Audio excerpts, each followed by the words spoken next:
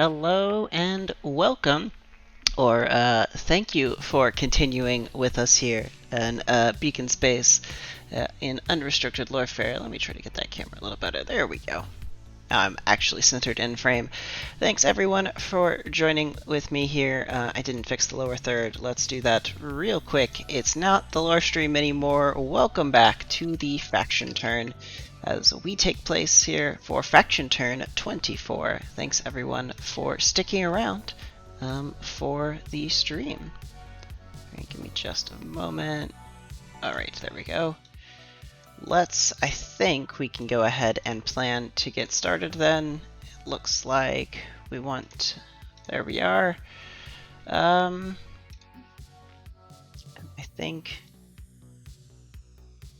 think we want that. Somebody let me know if that text is hopefully readable as we go ahead and get ready to get started here. Okay. That looks legible to me on my test screen, so I'm going to roll with it unless somebody lets me know it's not. But welcome on in to the faction turn. As I mentioned earlier, I am your host, Xavier Stortes, as we get ready here to take place our double header event. So today's faction turn should hopefully be a fairly interesting event, and we'll get to see what actions take place across the sector. We do have some currently already existing notes that we're going to have to take care of. We've got plenty of planets being seized already, as well as two pending Blood of the Enemy goals that have not made any progress thus far. We'll have to see if there's any success made in continuing on those trackers.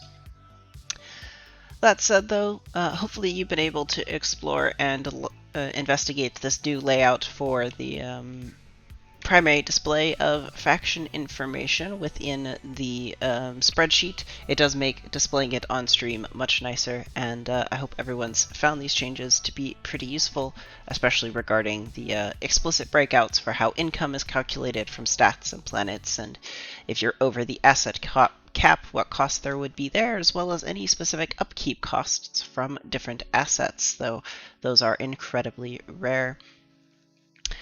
The other thing of note in just sort of technical updates is the map has been improved. After a week of downtime, well, slightly over a week of downtime last month, I was able to relocate the Raspberry Pis running this service, and they are back up and running now. And there are a few changes that hopefully people saw the announcement about, but I'm going to go over them now just regardless. So first off, the Anchorage Station, which is an asset currently only owned by the Assembled Commonwealth, but anyone capable of building a Force 7 asset will be able to acquire it. It now actually shows up in the map along with its appropriate displays and the special actions that are enabled by it. The other thing to note is that the asset of the distorted lens has also showed up with what may be the most terrifying and cute monster face I could manage to find. I almost went with the pair of glasses that had like a blood splash over the top of it, but I couldn't quite get that to work in the small grid space that these assets need to fit in. So we get this adorably cute but also scary monster face as our option. So these will primarily appear on the planets of Lagan, and I'm sure they'll move around the sector at some point in the future. One other small technical note is that there has been a fix to the hovering of faction names. This border now appropriately expands just enough so that the top row of stats there can be shown without any rollover, and the faction tags, especially for factions that have two, like the Commonwealth or Children of the Vein, now appropriately display both faction tags. Just a small note here is that the descriptions are currently just smushed together into this one paragraph. I didn't overhaul the page incredibly well to make this display, so note that the description there just combines the two together. So it's a little bit harder to find them separate, so if you're interested in reading each tag individually, I'd recommend checking out that information on the spreadsheet, where there is an entire table for the tags that you can check out if you're interested, as well as some of the tags that have previously been created but are not currently available in this version of the game. I think that's all the technical updates, though. And before I lose everyone to just talking about how long it took me fighting with the map to make those tags display, well, right, let's go ahead and jump right into the faction turn.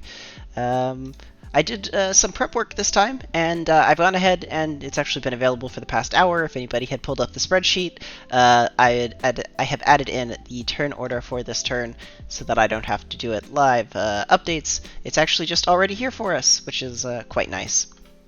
So, continuing in their train of being first in the faction turn, which has been quite a surprise for them, the Concord of Mutual Disdain will get us started today.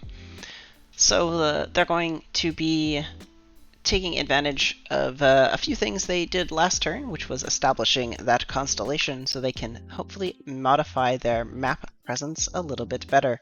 They're also going to be taking the Seize Planet action, as well as gaining their income. So let's go give them their income and then move that strike fleet for them. So over on the stream tracker page, let's find the Concord of Mutual Disdain, grant them 6 faction credits, bringing them up to a balance of 23. Then they have a, let's see here, they have a strike fleet that is currently in the 15-17 system. Actually, I'm going to try something. Will somebody let me know if this is still large enough to read? I've zoomed out just a little bit so that it fits a tiny bit more of this map page on my screen. But let me know if this is not readable and we'll go back. Okay, so there's a strike fleet on this planet in the 15-17 system, and it is moving to planet CF in the 14-18 system. That's a perfectly fine jump for the strike fleet to make, so long as it charges them 1 faction credit. They're then going to seize this planet of CF, where they already also have a base of influence. That can be started without any opposition, given that the map here shows there's nothing else on the world, if my memory serves correct. So 1418 down here in planet CF. Let's go charge them that 1 faction credit, taking their balance down from 23 to 22, and then starting a seize clock for them on this planet. So this was the seize of planet CF, and it's currently at 1 out of 3. Alright, the other thing that has taken place is they are going to be revising the charts to establish a refueling station, which I think may be the first time that has taken place, in the 17-15 system. Now, I'm going to go ahead and pull up the rules on this just so people can see it, but their constellation bonus is so large I don't even need to make a roll. So this is a refueling station establishment. There's the options to establish a refueling station here, which they're going to do so on the planet of Kuzimu. It's a difficulty 8. If we go check their constellation here, which is the Zoanthi chain, we can see that their bonus is +10, so they can't fail this establishment and just get to establish it without any opposition, which is quite fun for them.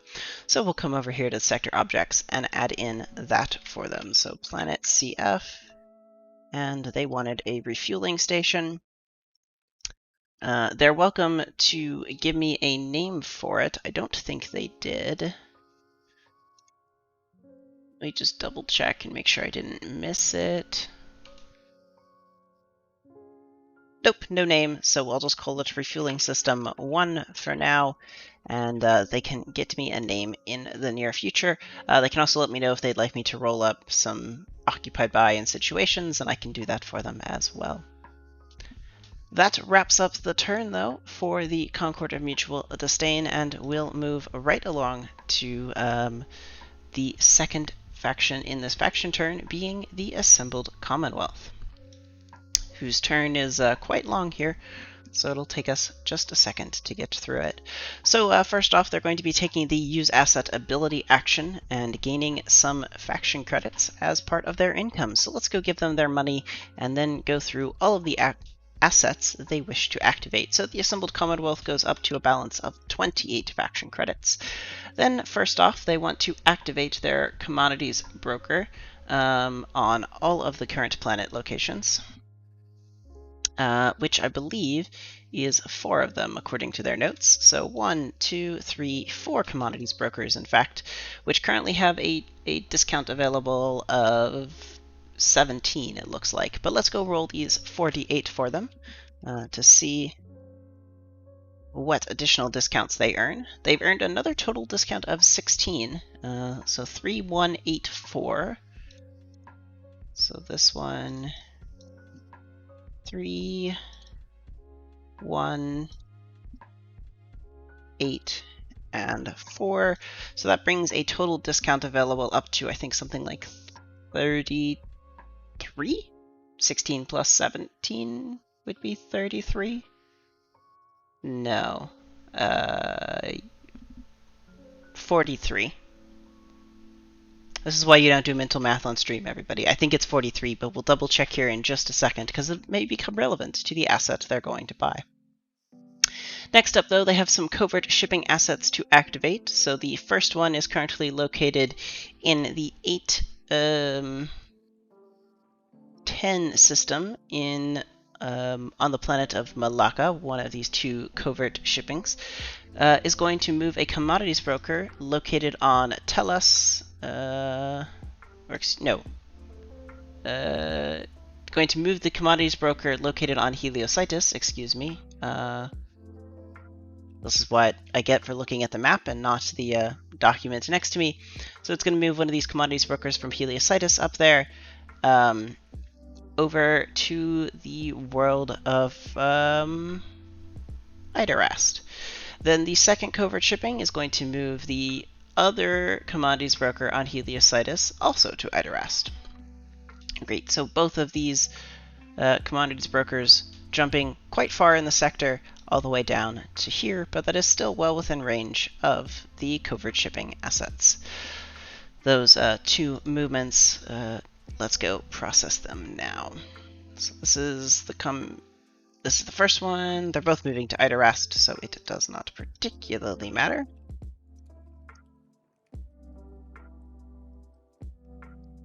Great, that costs them 2 faction credits. I'm just going to keep a running total and subtract it at the end. The next thing they're going to do is take advantage of their pre-tech logistics asset currently located on the planet of Idarast to build themselves a grav tank formation. So let's go ahead and... I don't need that warning, thanks. Let's go ahead and add that asset for them. Grav tank. We can see here that the cost of this asset is going to be 25 credits. That would be the normal cost. Now, a pre-tech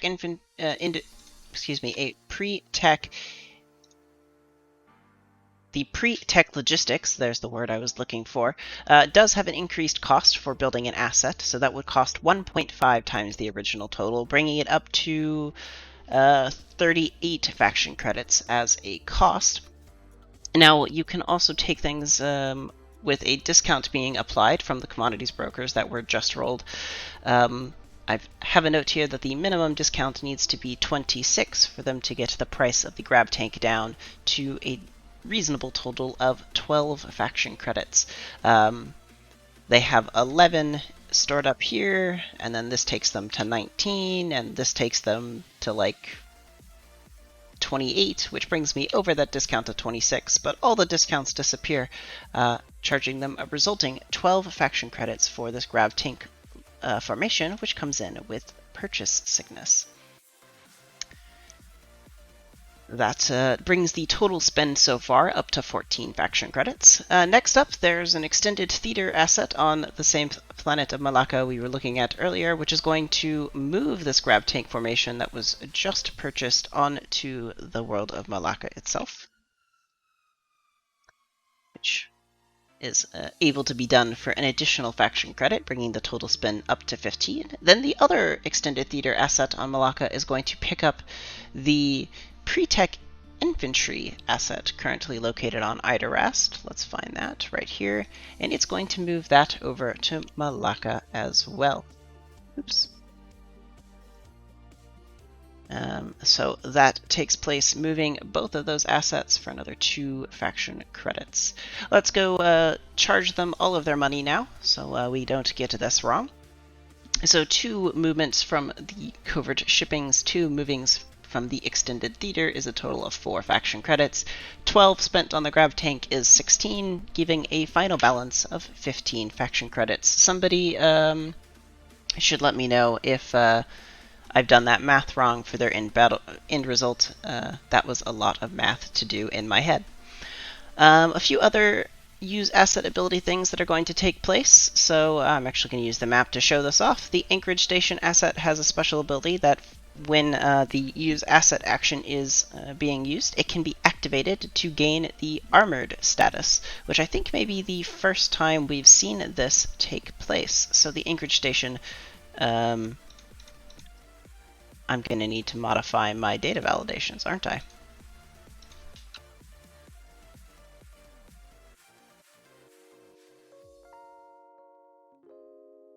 Oh. Huh?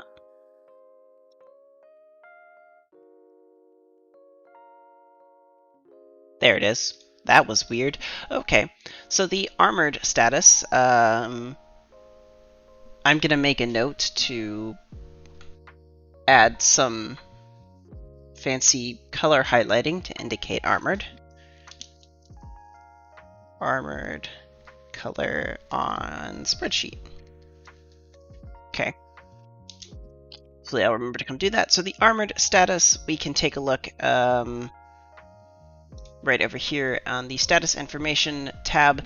It says the next damage this asset would take is reduced in half, rounded down. The status is lost if the asset moves or is moved. So, an interesting status for the Commonwealth's Anchorage Station. Finally, they're going to be activating a surveyor's asset that is currently on the planet of Coritas to move itself over to planet O, way out in 1312, far away from anything we've been currently looking at so far. And surveyors can move for free on a use asset ability turn, if I am correct there. We should double check, but that's what my notes say.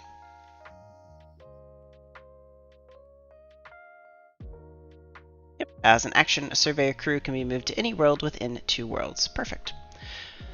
That wraps up everything for the assembled Commonwealth's turn. They do have a seize active, so I should remember to tick that forward to 2 out of 3. And then we can continue on to our next faction in the list today, which is the Tahora Fayi. So Tahora Fayi are going to kick us off with our always present exploration that happens during these faction turns. They are going to claim a total of 9 faction credits for income and then move some assets around. So let's go take care of that. The income of 9 doubles their balance to a total of 18.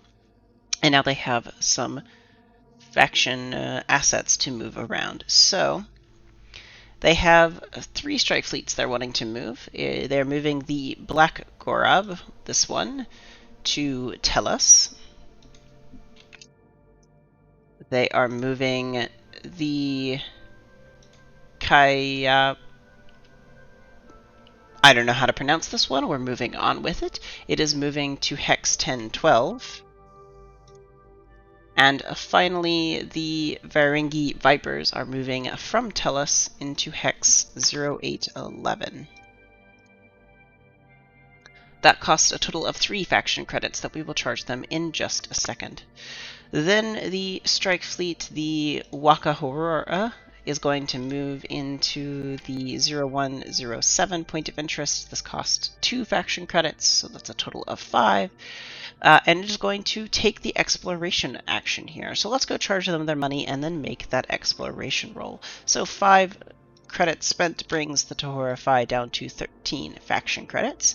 And then we're going to go take a look at the 017 point of interest here. It looks like it's 2 hexes away from the nearest explored planet, which would be planet CH. So its exploration difficulty is going to be a total... excuse me. Its exploration difficulty will be a total of 12. So a d10 plus the stat roll of the Tahora Phi's force, which is a 5, results in a d10 plus 5 roll, trying to beat a difficulty of 12. A 10 will unfortunately not succeed at that, but they will succeed at cost, resulting in a damage roll here, which I believe is a d4 of damage that I will just double check to make sure I am correct there. Yep, 1d4 of damage. So this asset will take, the maximum damage it could have of 4 damage. So that takes this Wakahora down to 4 out of 8 HP. That does, however, complete the exploration, so a d6 will tell us how many planets are found here. A 4, I believe, finds us 2 planets. Let's just double check that after going through every tab. That is, in fact, correct. So let's roll up these planets here and see what we find. I'm going to move these off to the side for just a moment, and then I'll bring them back on to show them off on stream as I add them into the planet map. So this is the 0107 system. This is now planet CS, and this one is going to be planet CT in the same system. Alright, before I forget, set that up. The alternating columns seem to have broken. I'll have to fix that. Right, so for planet CS, the mechanics tag here is a once per turn, the planetary governor can reroll a faction generation die on this planet, so long as the asset has used an ability to generate faction credits.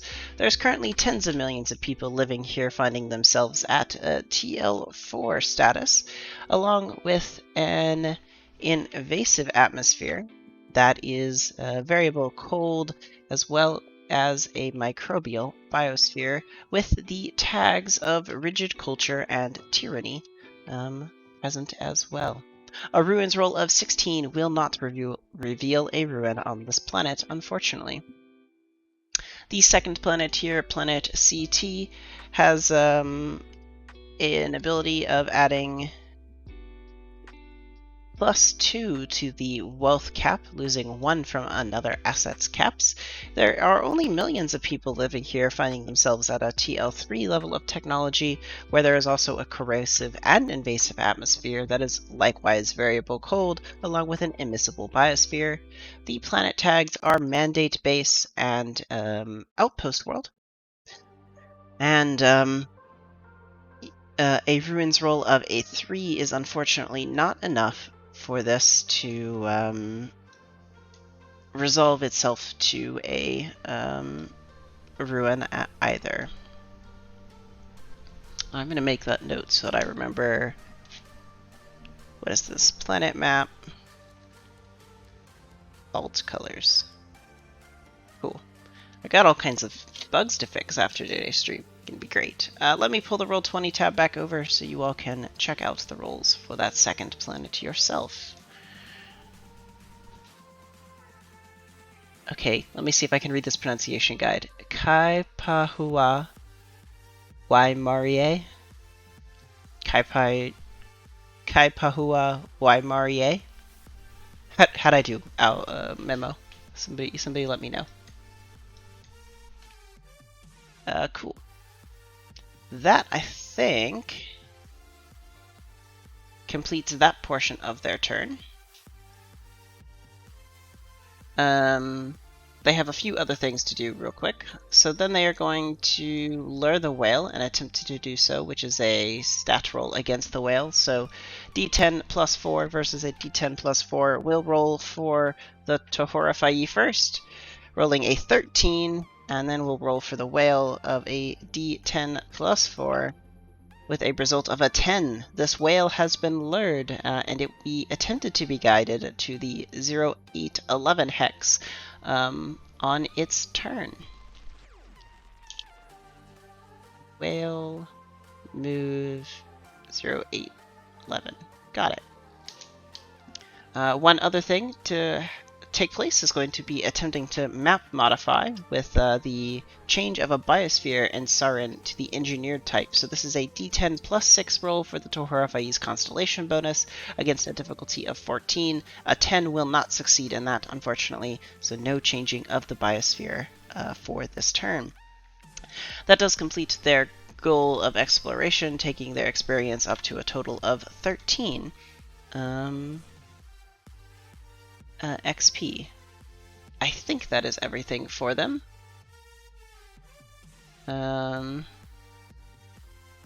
So cool. That whale has finally been convinced to move along, but yeah. I think that's it for their turn, and we can move right along to the Children of the Vein, who come in 4th this faction turn, as far as the phase they act on. So they are setting a goal of planetary seizure. I wonder if they have one completing this turn, and then they'll be gaining 9 faction credits and buying an asset. So let's go give them their money, taking their balance up to a total of 23 faction credits.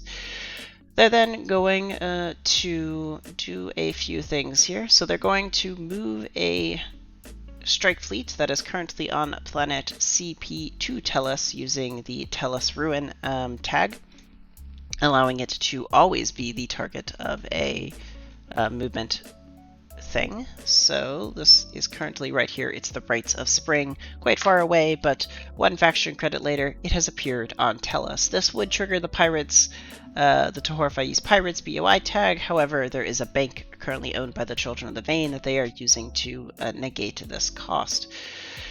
Next up, there's an extended theater that is on Moss that is going to move a grav tank formation currently on Tellus off-world to Heliocytus. So, grav tank formation currently on Tellus called the Herald of God that is moving up to Heliocytus. And then there's a second extended theater asset that is activating to move the pre-tech infantry from Moss to Heliocytus as well. So this would be the Bioshell Infantry Division Gospel that is moving to Heliocytus. That cost 1 faction credit as well. They're then going to spend an action to activate the Tellus tag, healing one of their strike fleets on Tellus for 1 faction credit. So the things on Tellus. This is the strike fleet, taking it up to 5 out of 8 HP. Then they're going to purchase an asset, purchasing a pre-tech infantry asset on Tellus, where they are the planetary government controllers, so they don't need to ask themselves permission. Let's go ahead and add this asset for them. Adding the Children of the Vein. It's a pre-tech infantry asset.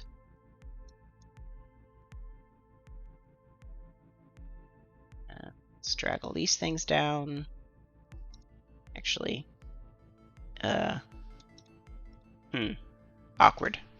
Let's do it this way, so that I don't, oh, do you not have the right, text there? Interesting. Okay. There we go. And this is on Tellus. And this pre-tech infantry has purchasing this, because it was just purchased this turn, for 20 faction credits. So let's go charge the Children of the Vein appropriately for all of their actions. They spent 1 faction credit to move the strike fleet back to Tellus, 2 on activating 2 extended theater assets, and 20 faction credits to purchase a pre-tech infantry. That takes their balance exactly down to 0. Ooh, very interesting. Finally, their planetary seizure advances, taking them up to 3 out of 3, completing their goal and granting them 1 experience. That takes them up to 6. This is Planet BA, so planet map.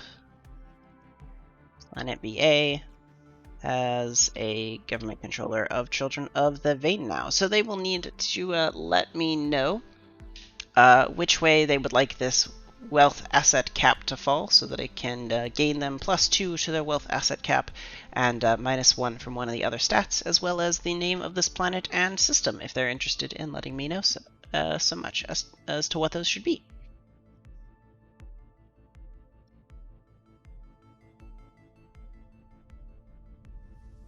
Ah, that's right, that's right. I should just update my notes completely. That would be the answer there. There is a name here. Let me find it. Okay, so the system is going to be named the Atalis group. I think I'm pronouncing that correctly. Atalius. Which will also be updated here. And Planet BA is going to be named Atalius Prime. Okay. Perfect, perfect. And then this is going to become a +2 wealth cap and -1 to cunning. +2 wealth, -1 cunning. Perfect. That should automatically update their caps. Sounds great. Then this has a name that I should add to it. This is now the Bioshell Infantry Division Tribute. And this needs to be updated to now be Atlas Prime. Perfect. There's probably some broken portions of the map with planet renamings. I will double check them at the end. Sweet.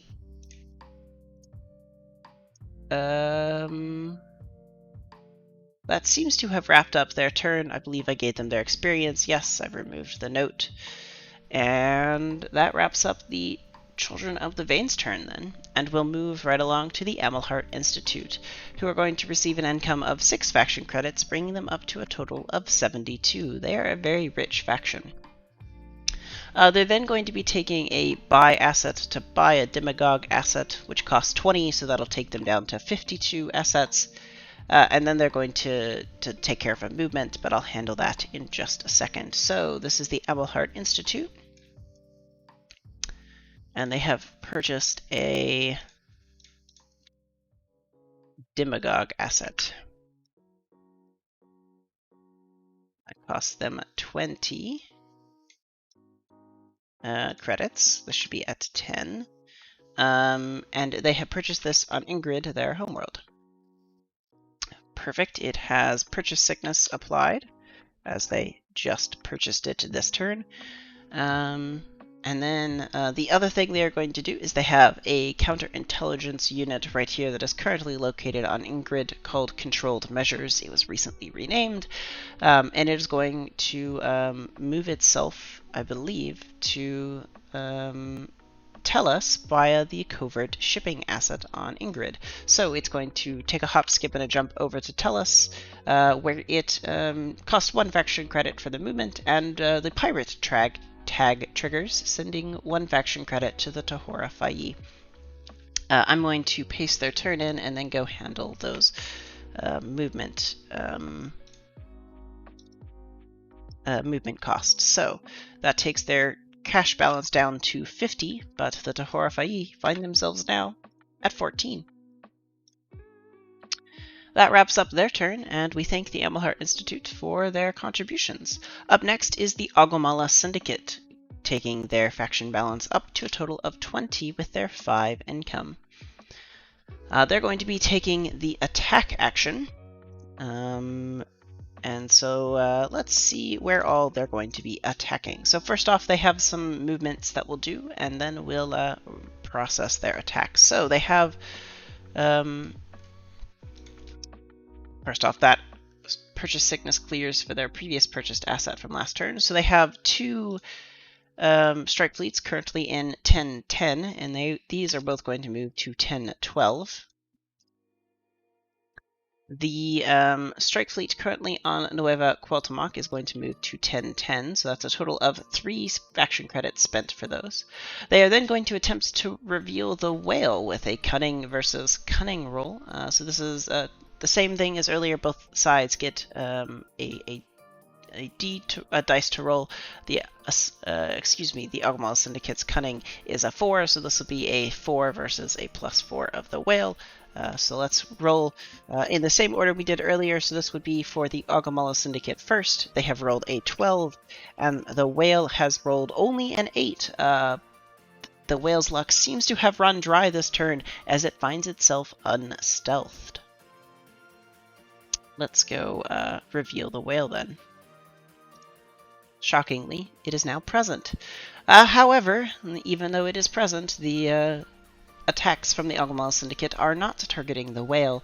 They are in fact targeting the Tahora Fayi.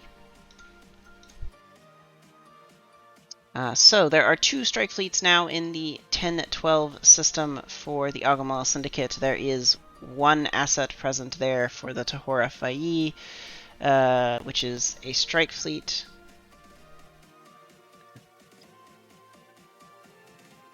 Which is right here. This was the one that has a pronunciation guide. Give me a second. Kaipahua Waimarie.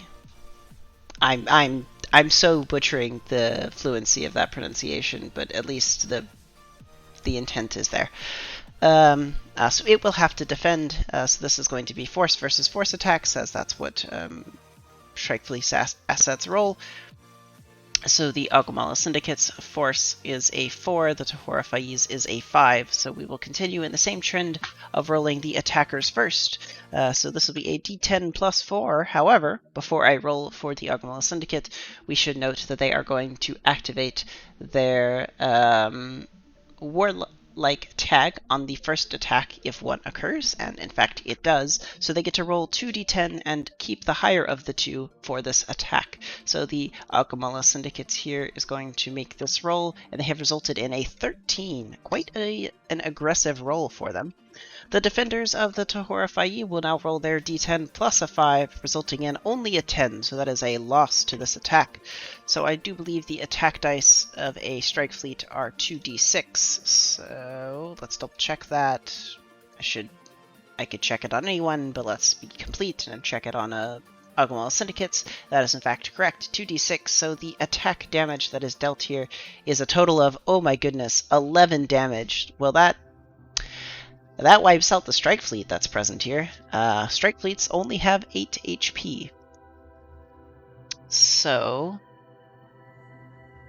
the pronunciation guide, Kaipahua Waimarie, I need to figure out how to pronounce that much more fluently, but I'm not going to manage to do that on stream, has found itself now at 0 HP. I'm going to do the same thing I did last time in this conflict and leave it at 0 HP for the moment, just so that people don't lose the lore note.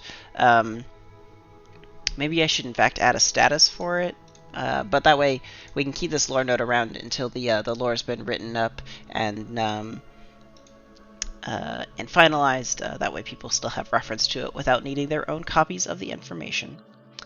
That does increase some of their BTE tracker for the Syndicate. Even though they rolled an 11, if I recall correctly, Blood the Enemy requires the damage to actually be dealt, so that was only 8 physical damage applied to the strike fleet before it was destroyed, so only 8 on the tracker, instead of in the lucky roll that would have completed it if there was enough damage able to be dealt.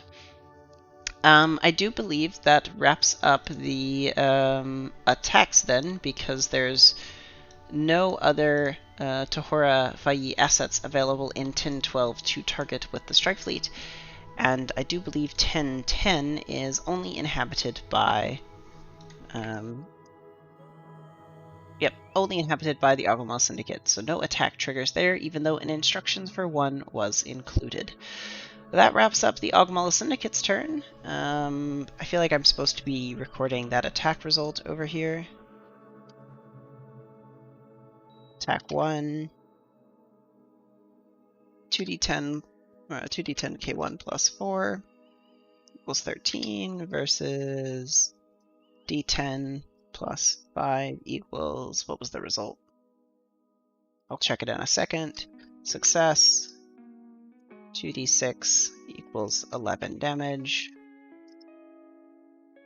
Defending strike. Fleet. Destroyed. Okay. That roll result, by the way, was a 10.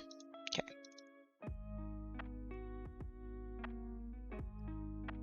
Great. That wraps up the Ogmala Syndicate's turn then, and we can move right along to who's up next, which is the Larkspur Combine, as they continue their impressive goal of jumping around inside enemy territories. Let's go give them 6 faction credits, bringing their total balance up to 19 faction credits. They're then going to be taking the buy asset action to purchase an asset. They're going to be buying, in fact, a party machine. So, party machine. It will have stealth, of course, as all of their things do. And this is being purchased on the planet of Moss. Yeah, I thought so. Which is their homeworld.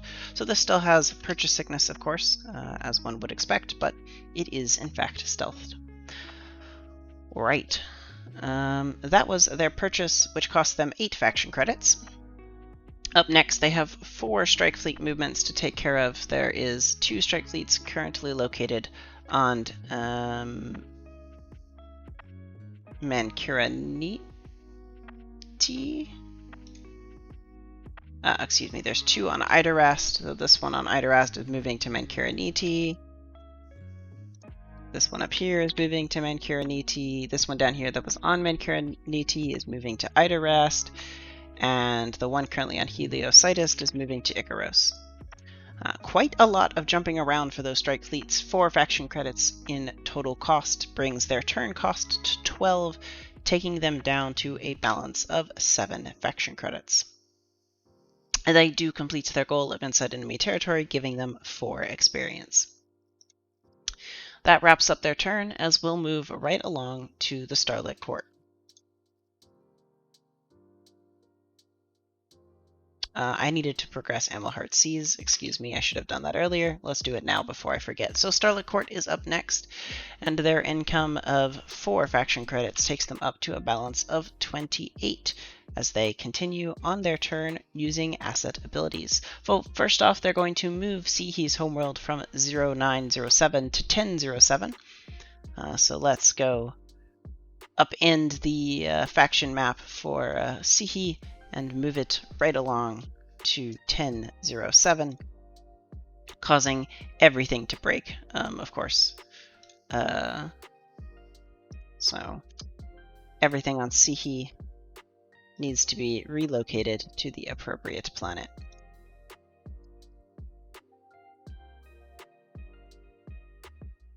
That looks fine there, and then I think I need to update it here. Okay, I think that was everywhere for the moment.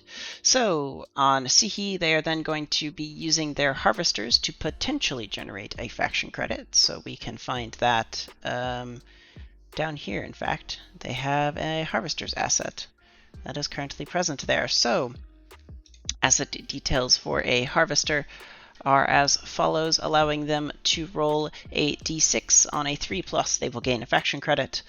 A d6 being rolled is a 5, so that is a faction credit gained, taking them up to a balance of 29. Finally, they're advancing their planetary seizure, which takes the planet BY up to 3 out of 3, seizing that planet for themselves. So planet BY is now owned by the Starlit Court. It gets them an additional 1 faction credit per turn, which we can already see reflected in their income up there. And that seize note can be removed. That does give them 1 experience, taking them up to 11, which sounds great. And finally, for our player-controlled factions, we have Ascent coming in at 9th this faction turn. Their income of 6 faction credits takes them up to a balance of 59. Quite a lot of credits there for themselves. And they're going to be doing some exploration. So let's go paste their turn in. So first off, there is some assets to explore. So in the 0400 section, the smuggler's assets are going to explore first. So that's way up over here. They're just 1 hex away, so this is a difficulty 10 roll. It's a cunning asset. Ascent's cunning is a 6, so this is a d10 plus 6 versus a difficulty 8 roll. Highly likely to succeed. In fact, a 10 easily covers their success there. So let's see how many planets they discover in this system. 2 will just give them 1 planet, but hey, looky there! They found a ruin. That's a 20 for maybe the second time on like 100 dice. I know somebody has the odds for me somewhere. That's pretty exciting though. Let's add this planet in as everyone rejoices in celebration that yet another ruin has finally been discovered within the system. So this is in the 0400 system. It's now planet CU. Yeah, sounds like copper almost, except it's probably not.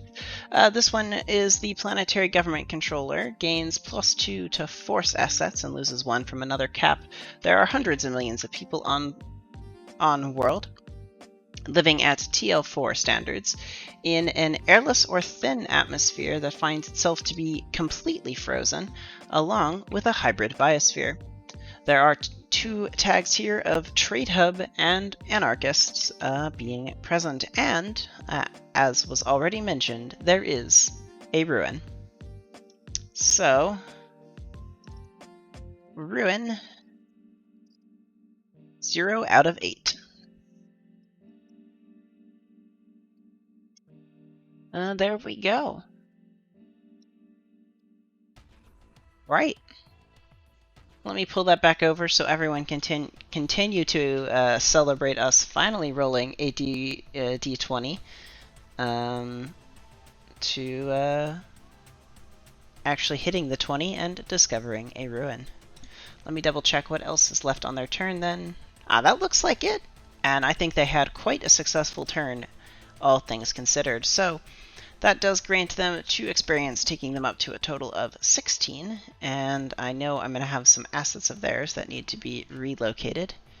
Their seditionists should no longer have purchase sickness, by the way, and these guys are now currently located on planet CU.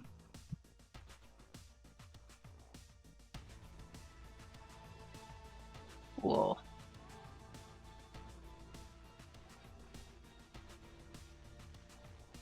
That looks correct, so I think that wraps up all of that. I have a ruin to pick to go onto this planet, so that's pretty interesting.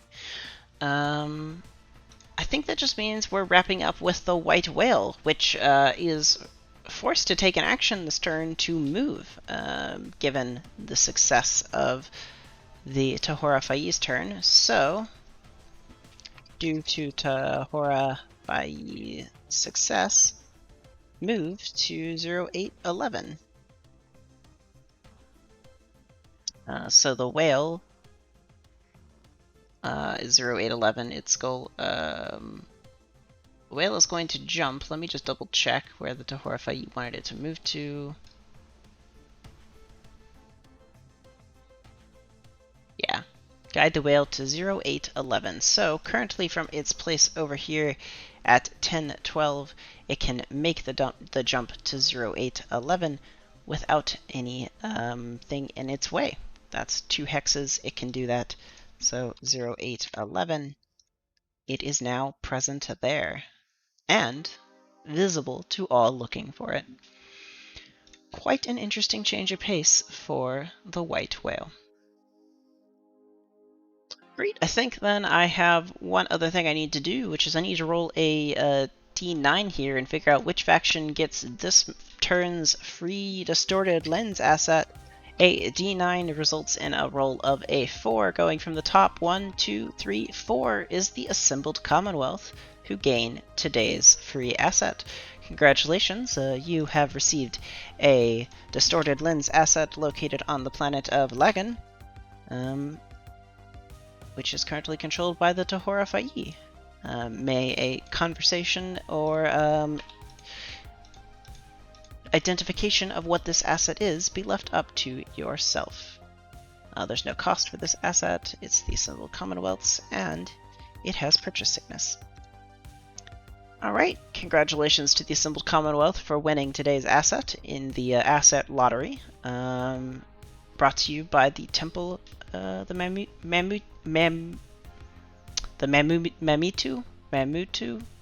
I don't have it in front of me, and I'm totally bumbling over the pronunciation of the temple name.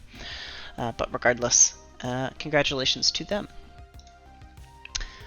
Alright, so...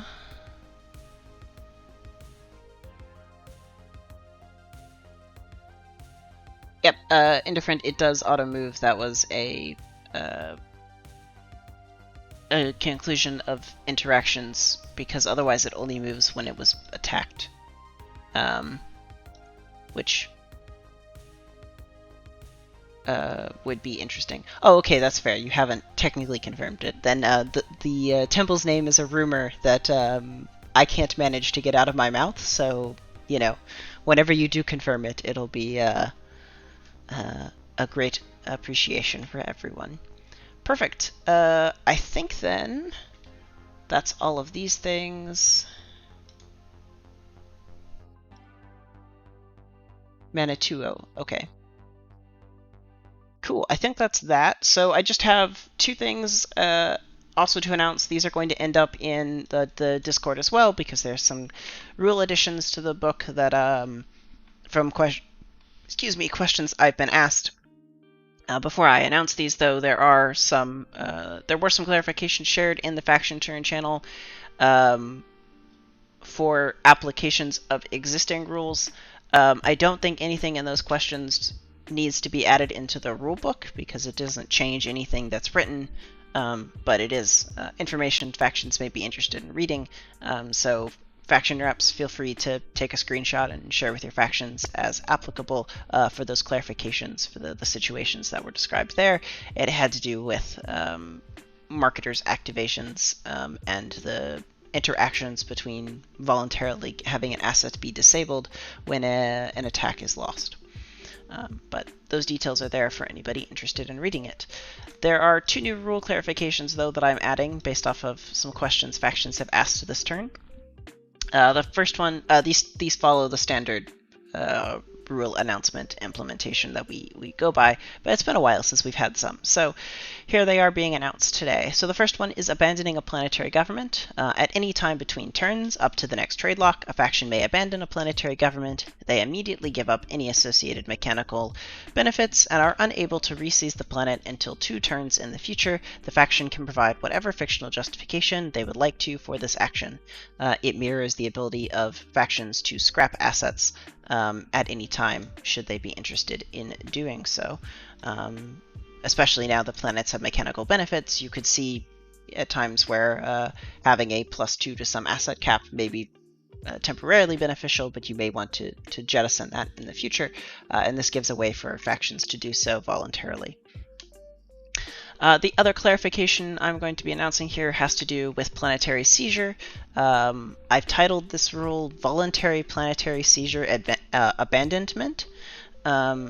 So this is any planetary seizure abandoned by proactive choice of a faction, that is, moving all assets off the world, salvaging or selling all assets on the world being seized, or any other active action a faction takes to trigger and abandon seize voluntarily, is unable to re-seize the planet they were seizing until 2 turns in the future. Likewise, factions can provide whatever fictional justification they would like to.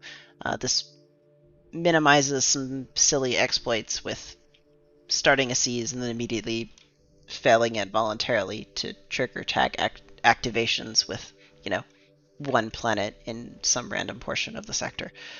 Makes that a little bit harder to pull off for a cheesing thing. And it seems reasonable that if you've voluntarily abandoned a seas, you shouldn't be able to just immediately restart it. So those two things line up with the abandoning a planetary government. So that's why I'm announcing them both at the same time. So those will be in these will get added into the rulebook, and they'll be available in the Discord for people to read in more detail. That way, they can be available for everyone to check out.